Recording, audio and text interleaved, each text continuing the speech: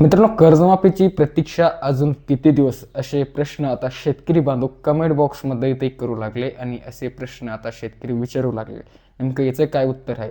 खरं तर यांनी दिनांक 6 मार्च 2026 रोजी अर्थसंकल्पीय अधिवेशनामध्ये या कर्जमुक्ती योजनेची घोषणा केली होती. नाव देण्यात आलेलं होतं पुण्यश्लोक अहिल्यादेवी होळकर कर्जमुक्ती योजना, ज्याच्या माध्यमातून 2 लाख रुपयापर्यंतचा थकीत शेतकऱ्यांना इथे पूर्णपणे लाभ मिळणार आहे, असं स्वतः मुख्यमंत्र्यांनी इथे सांगितलं होतं. त्याच्यानंतर त्यांनी बऱ्याच काही बैठका देखील घेतल्या, प्रेस कॉन्फरन्स घेतला.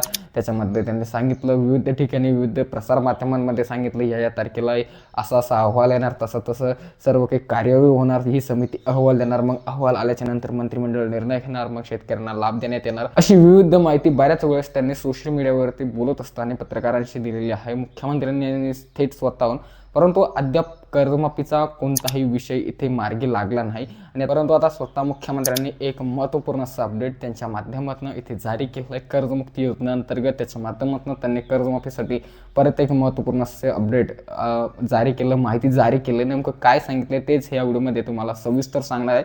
त्याचबरोबर शेतकरी मित्रांनो, कोणत्या शेतकऱ्यांना आता याचा लाभ मिळणार, लाभ कशा पद्धतीने मिळवायचा, कारण की शेतकरी मित्रांनो या कर्जमुक्ती योजनेमध्ये बऱ्याच काही नियम अटी यांच्या माध्यमातून घालण्यात आलेला आहे. याच्यामध्ये बरेच शेतकरी अपात्र होणार आहे. अपात्र होऊ नये म्हणून तुम्ही पात्रतेत बसावे म्हणून नेमकं तुम्हाला काय काय कामे इथे करावी लागणार आहे, त्याच्यासाठी तुम्हाला कोणत्या कार्यालयात जाणार लागणार आहे, पंचायत समिती असेल, जिल्हा परिषद असेल, नगरपंचायत असेल किंवा आपल्या तहसील कार्यालय असेल, कोणत्या कार्यालयात जावं लागणार आहे, कोणाकडे जावं लागणार आहे, काय काय करावं लागणार आहे, कारण की याच्यासाठी तुम्हाला कोर्टातही जावं लागणार आहे ही कर्जमाफी मिळवण्यासाठी. मित्रांनो, ही कर्जमाफी एवढ्या कठीण पद्धतीने सरकार शेतकऱ्यांना देऊ लागलं आहे की जर कधी एकंदरीत सरळ सरळ सांगायचं झालं, तुम्ही एक अनपढ किंवा सॉरी त्याच्या अസുशिक्षित शेतकरी असाल, ज्यांना जास्तीचं काही माहिती नाही, जास्तीचं टेक्निकल नॉलेज नसेल, तर याच्यातून 100% चान्सेस आहे की तुम्ही त्या कर्जमाफीतून अपात्र इथे होसाल. याचं काय कारण आहे ते व्हिडिओमध्ये आपण इथे बघणार आहोत मित्रांनो.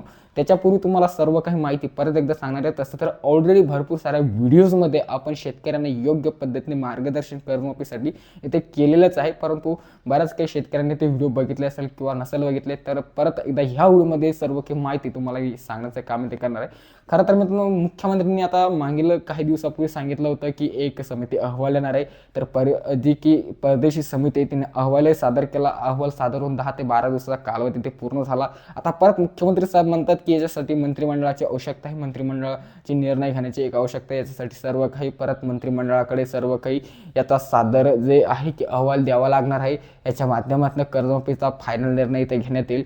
आता कशा पद्धतीने फायनल निर्णय घेण्यात येईल आणि काय काय प्रोसेस असणार आहे ते लवकरच मंत्रिमंडळाची एक महत्त्वपूर्ण अशी मीटिंग होईल. त्याच्यानंतर मीटिंगच्या माध्यमातून परत एकदा ज्या याद्या आहेत त्या लास्ट याद्या फायनल तिथे करण्यात येईल.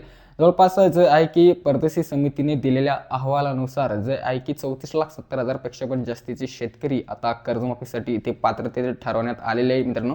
फक्त त्यांचे नावच आहेत, त्यांच्या याद्या फायनल आणि डिक्लेअर करण्याच्या बाकी आहे आणि त्यांच्यासाठी सुमारे 27,000 कोटी रुपयाच्या कर्जमाफीची रकमेची आवश्यकता इथे भासणार आहे. आणि आता ते ज्यावेळेस हा सर्व काही निर्णय मंत्रिमंडळाच्या माध्यमातून शासन निर्णय जे निर्गमित करण्यात येईल, त्याच्या माध्यमातून हे सर्व काही निधीला तिथे मंजुरी देण्यात येईल आणि तो सर्व निधीचा ट्रान्सफर तर शेतकऱ्यांच्या थकीत कर्ज खात्यामध्ये करण्यात येईल. आणि याच्यासाठी शेतकऱ्यांना काय काय आवश्यकता काय काय पडणार आहे, कोणत्या कोणत्या कागदपत्रांची, याच्या संदर्भात जास्त डीपमध्ये आपण जाणार नाही, ऑलरेडी शेतकऱ्यांना माहिती, परंतु प्रोसेस कशा पद्धतीने असणार आहे, त्याचबरोबर नियमित रेग्युलर शेतकऱ्यांसाठी काय अपडेट आहे ते देखील थोडक्यात माहिती जाणून घ्या. कारण की मुख्यमंत्र्यांनी याच्या संदर्भात देखील एक आश्वासन एक अपडेट इथे दिलेलं आहे, ते देखील मी तुम्हाला पुढे व्हिडिओमध्ये सांगणार आहे.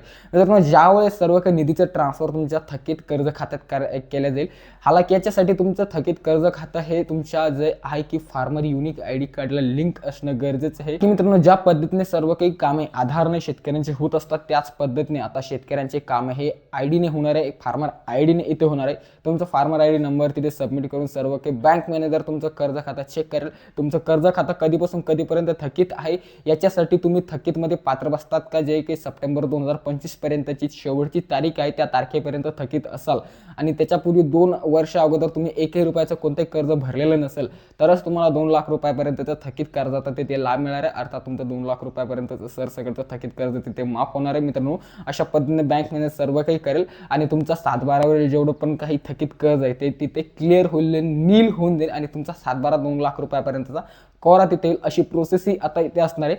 आता विषय येतो तो म्हणजे नियमित रेग्युलर शेतकऱ्यांचा. हालाकी नियमित शेतकऱ्यांना हे देखील एक प्रश्न पडलाय की बँका रिन्युअल मागताय. बँकांचं म्हणणं पडलंय की आता तुमचं मार्च एंडिंग झालेलं आहे, मार्च संपलेलं आहे, आता मे ते लागलेलं आहे, कर्जाची रिन्युअल तुम्ही करा, नसता तुमचं जे की कर्ज खातं परत थकीतमध्ये टाकण्यात येईल. तर अशा वेळी काय करायचं, कारण की त्यांना प्रश्न अनेक पडले की जर कधी कर्ज भरलं आपण, नियमित जे शेतकरी कर्जाची परतफेड करतात तर यांना आम्हाला काय फायदा होईल, आणि नाही भरलं तर आम्हाला जे की प्रोत्साहन अनुदानाचा लाभ इथे मिळेल का नाही. तर मित्रांनो याच्यासाठी जे नियमित रेग्युलर शेतकरी अद्याप मला तरी वाटतं की जूनपर्यंत तुम्ही आता इथे वाट बघा.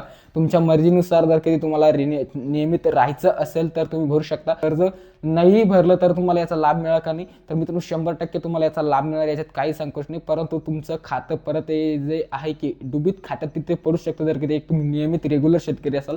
कारण की बँकांचं हे एक मर्यादा असते किंवा त्यांची एक ही प्रोसेस असते, जर कधी शेवटच्या तारखेपर्यंत तुम्ही कर्ज खात्याचे रिन्युअल नाही केलं तर तुमचं कर्ज खाते हे जे आहे की थकीतमध्ये टाकलं जातं आणि पुढील काळात तुम्हाला परत कोणत्याही प्रोत्साहन अनुदानाचा लाभ तिथे मिळत नाही. एकंदरीत ही शासनाची खूप मोठी गलती आहे मित्रांनो. आता की मेच्या अगोदरच हे सर्व काही कर्जमाफीची प्रोसेस यांनी संपन्न करायला पाहिजे होती, परंतु यांना माहिती होतं की शेतकऱ्यांना कसं गुटवांड्यात आणायचं आणि शेतकऱ्यांना कसं परेशानीत आणायचं, आणि ही सर्व चाल मित्रांनो ही सरकारचीच आहे. नसता हे याचा निर्णय जूनच्या अगोदरच जे आहे की एप्रिल मेच्या अगोदरच सर्व काही संपन्न मार्च महिन्यातच हे करू शकत होते, परंतु त्यांनी मुळीच असंही ते केलं नाही. आणि याच्यासाठीच जे आहे की बच्चू कडू यांना जे की आपल्या सरकारमध्ये यांनी जे की सम्मिलित ते करून घेतलं युती सरकारमध्ये. याचं कारण आपण पहिल्या एका व्हिडिओमध्ये सांगितलं, आताही सांगतो. बच्चू कडू यांचं सरकारमध्ये सम्मिलित होण्याचं काय कारण आहे, कारण की मित्रांनो कर्जमाफीचा निर्णय जूनच्या अगोदर होणं शक्य इथे अद्यापही नाही.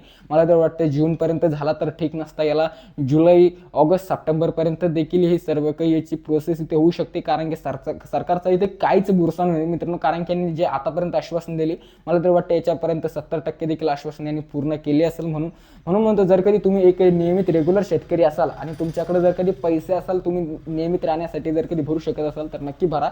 अन्यथा जर कधी तुमच्याकडे काही अडचण असेल तर काही एवढं टेन्शन घ्यायची गरज नाही मित्रांनो. काय झालं तर कर्जमाफीची प्रोसेस ही अजून बरेच दिवस चालणार आहे, कारण की शासन इथल्या आसानीने एवढ्या सहजरित्या शेतकऱ्यांना कर्जमाफी देईल असं मला तरी वाटत नाही. मित्रांनो तुम्हाला या सर्व काही गोष्टी तुमचे काही प्रश्न असाल तर नक्कीच कमेंट करू शकता, आणि इतरही शेतकऱ्यांना हा महत्त्वपूर्ण व्हिडिओ शेअर नक्की करा, आणि पुढील महत्त्वपूर्ण व्हिडिओज बघण्यासाठी चॅनलमध्ये नक्की सबस्क्राईब तुम्ही करू शकता. खूप खूप धन्यवाद.